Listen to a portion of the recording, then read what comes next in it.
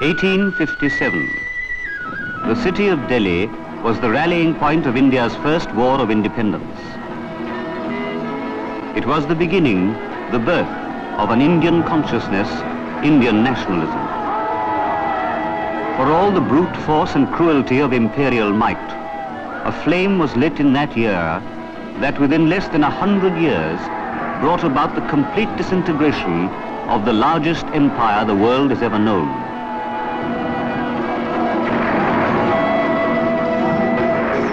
The Emperor of Hindustan, Bahadur Shah Zafar, was humiliated, exiled, and his two sons murdered in cold blood. All of India was humiliated, but there were those who did not lose faith. Those who, like the Rani of Jhansi, who fought to the death with splendid courage.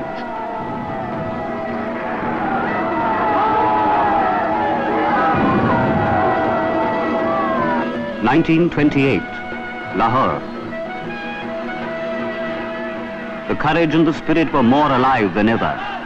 The will to freedom defied the cruelest of police repression. A nation's long imprisoned soul was manifesting itself in the courage of ordinary men and women, the courage of millions of citizens. Among them was one who was savagely beaten, a son of the soil and a leader of men.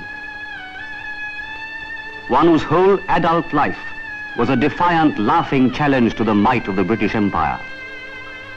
A policeman's stick battered him to death, but even as the flames consumed his body, the people of India knew that this man had helped to set fire to the edifice of empire.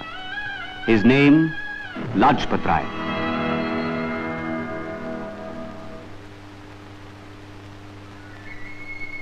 Dhudike is a small village in Punjab, no different to thousands of others. Here on January the 28th, 1865, 8 years after India's first war of independence, was born Lajpat Rai. His parents did not even dream that he would one day be called the Lion of Punjab. His parents were poor. Lajpat Rai's mother was illiterate, but a woman of character, deeply religious and utterly devoted to her family. Lala Radhakishan, his father, was a village schoolmaster. This diary records the date on which his son was born. Lajpat Rai was a precocious child who worked hard at his books and did very well at school, but his father hadn't the means to send him to university. As a young lad of 15, he came to Lahore, where he joined the well-known Government College for Law. He secured a diploma which enabled him to practice in the junior courts. A few years later, he passed his pleadership examination. This permitted him to start practice in the district courts of Hisar.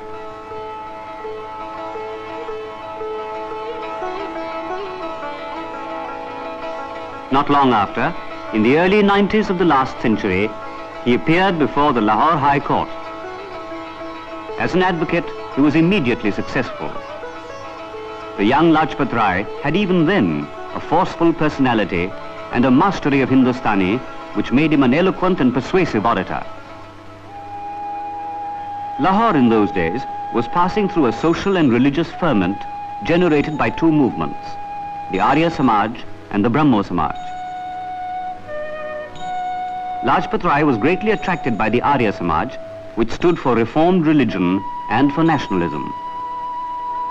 He joined the Arya Samaj in 1882 when he was 17, and as he often repeated later, never regretted it.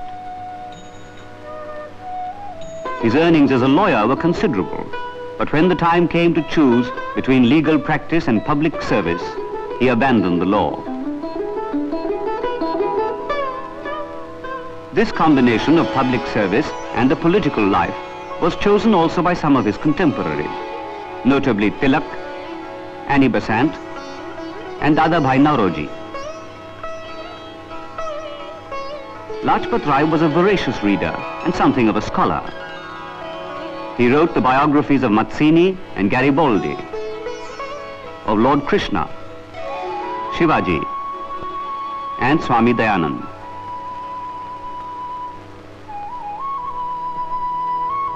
Swami Dayanand died on Diwali Day in 1883.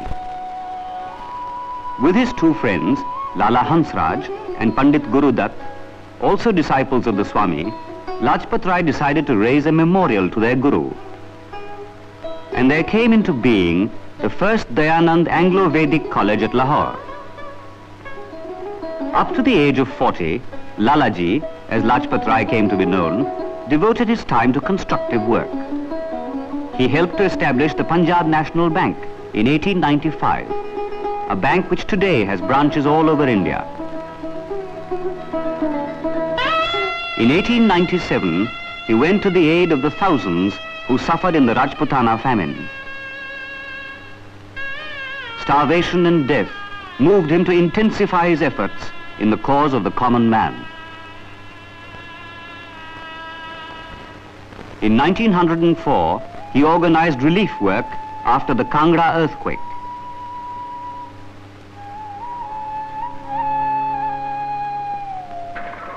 During this period, he helped to found an English bi-weekly paper, the Punjabi, which first appeared in 1904 and was always noted for its fearless writing. Until 1905, Lalaji had kept aloof from active politics. The partition of Bengal in 1905 stirred him deeply and marked his return to the Congress sessions which he had stopped attending for some years. He plunged into active politics, and with Bal Gangadhar Tilak and Bipin Chandra Pal, he was soon recognized as a national leader of daring and boldness. The trinity was known as Lal, Bal, Pal. At the Congress session of 1905, the radical Lalaji broke with Gopal Krishna Gokhale, who headed the moderate group. He did not believe in begging for freedom. He called upon his countrymen to be more assertive and self-respecting. At the Calcutta session of the Congress, presided over by Dadabhai Nauroji, Lalaji supported the famous fourfold resolution on Swaraj, Swadeshi, boycott of British goods, and national education. In Punjab, political unrest was growing. The British government's colonization bill stirred the people of Lyalpur, Montgomery and Multan, mainly soldiers and ex-soldiers of the Indian Army. Lalaji headed the campaign against cooperation with the British. His co-leader was Ajit Singh, uncle of Bhagat Singh, the personification of great revolutionaries. The lion of Punjab had begun to roar. The villagers of Punjab were awakening to the cause of freedom.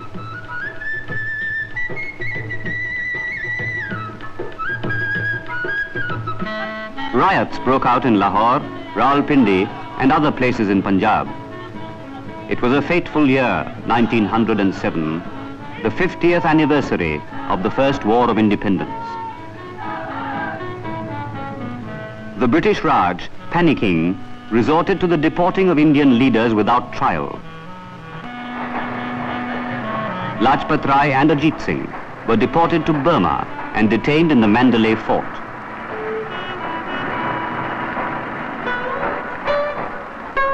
Lalaji spent much of his time reading and began work on his autobiography, never to be completed.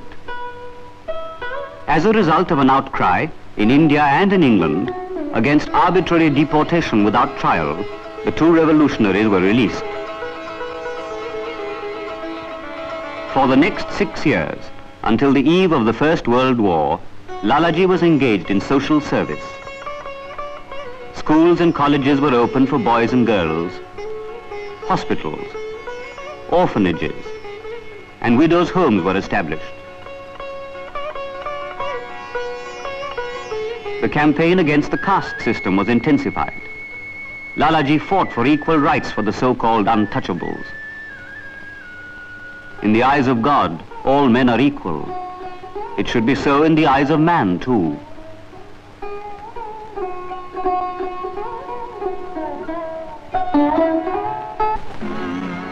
The Morley-Minto reforms, giving India a small measure of self-government, were announced in 1909. 1911, Delhi Darbar, when princes loyal to the British Raj and toadies of the commercial class paid homage to the King Emperor.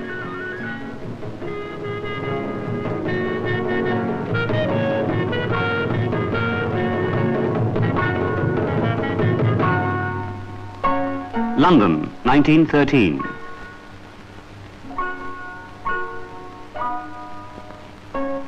The Congress sent a deputation consisting of Lalaji, Bhupendranath Basu and Muhammad Ali Jinnah to put the Indian case for independence to the British public and the government. While the deputation was in England, the First World War broke out.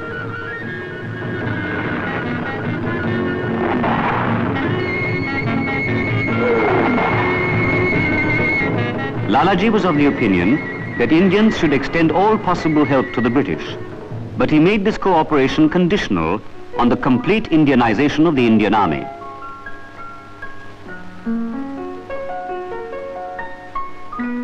Knowing he would be arrested on his return, Lalaji decided to stay in exile until the war was over and the situation in India more settled. The next 6 years were spent abroad, mostly in the United States. He established valuable contacts with many American intellectuals who helped him to organize lecture tours on India. He wrote articles to radical journals such as the New York Times and the New Republic and published a number of books, of which the most important was Young India, a book dealing with the early history of the national movement. Lalaji also established the India Home Rule League in New York.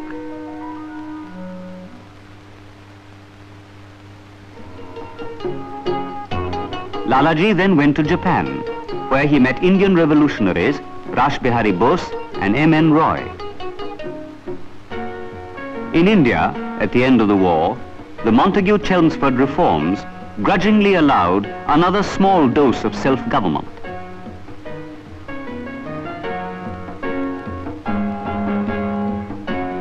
At the same time, the infamous Rowlatt Bills provided for summary trial without right of appeal for political acts. They decreed imprisonment for the mere possession of any document considered seditious. In Punjab, popular demonstrations against the British Raj were mercilessly put down, culminating in the massacre at Jallianwala Bagh. General Dyer issued the orders that led to the firing of 1,605 rounds on his own admission until my ammunition was almost exhausted. And this on an unarmed crowd, a majority of them peaceful farmers. The official British estimate was 379 persons killed and 1,200 wounded. And after this orgy of bloodshed, General Dyer quietly went to bed in his pink striped pajamas.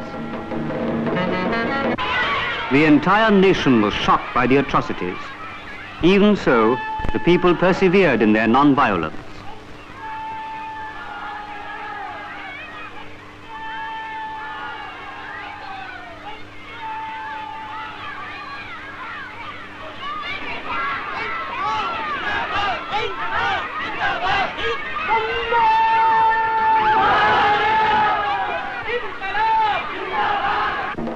Fearing a popular uprising, the Raj declared martial law in Punjab.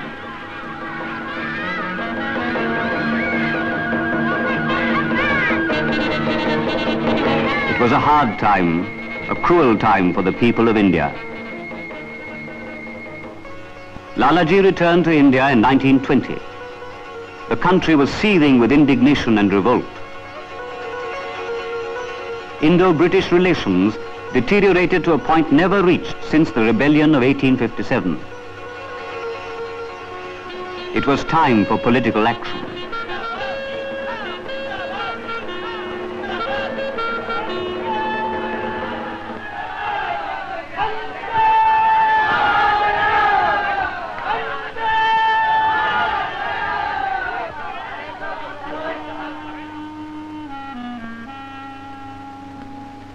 The little boy from the village of Dhurike had come a long way. The Lion of Punjab was elected President of the Congress.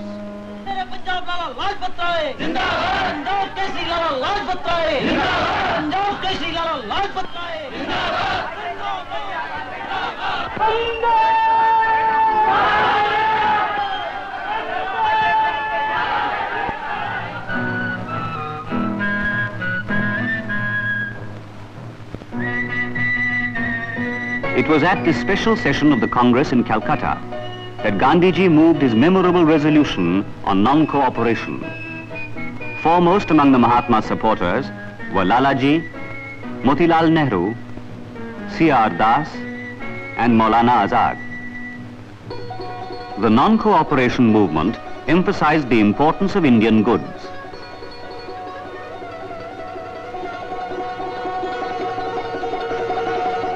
Spinning became the symbol of the non-violent fight for freedom. Motilal Nehru and Lalaji, among many others, led the movement for the boycott of imported British goods.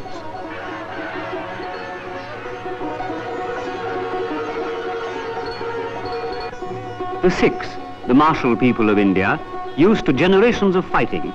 Even they had such faith in Gandhiji that they restrained themselves and followed the path of non-violence, despite provocation and cruelty.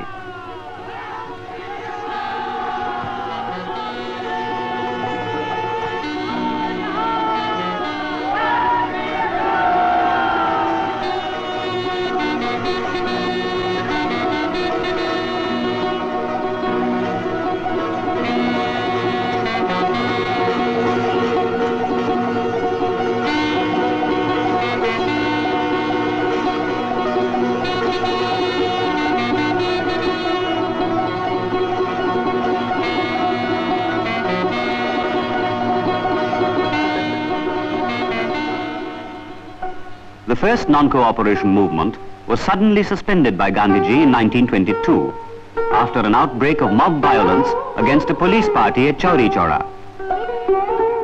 Lalaji was agitated by this order to retreat. He did not fully share Gandhiji's belief in non-violence. One result of this setback was the formation of the Swaraj Party by Motilal Nehru and C.R. Das. Lalaji supported their move.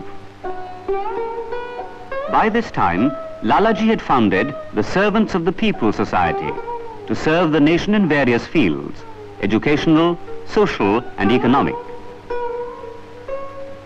Among the members of the society were Lal Bahadur Shastri, Purushottam Das Tandon and Balwant Rai Mehta.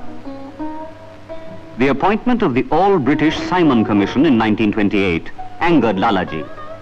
It was incredible that Indians should have no voice in determining their own future.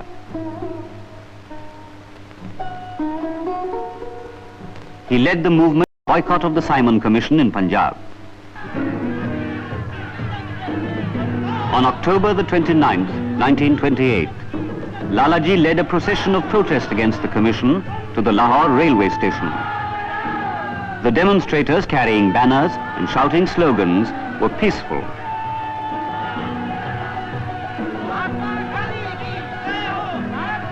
Guarding the approaches to the railway station was a large contingent of policemen, headed by a British officer who, without any provocation, pounced on Lalaji and rained a torrent of baton blows, many of them on his chest. That very evening, injured though he was, he ignored the advice of his doctors and addressed a mammoth public meeting. "Every blow hurled at us today," he declared, "will be a nail in the coffin of the British Empire." This indomitable man paid the supreme price for his bravery.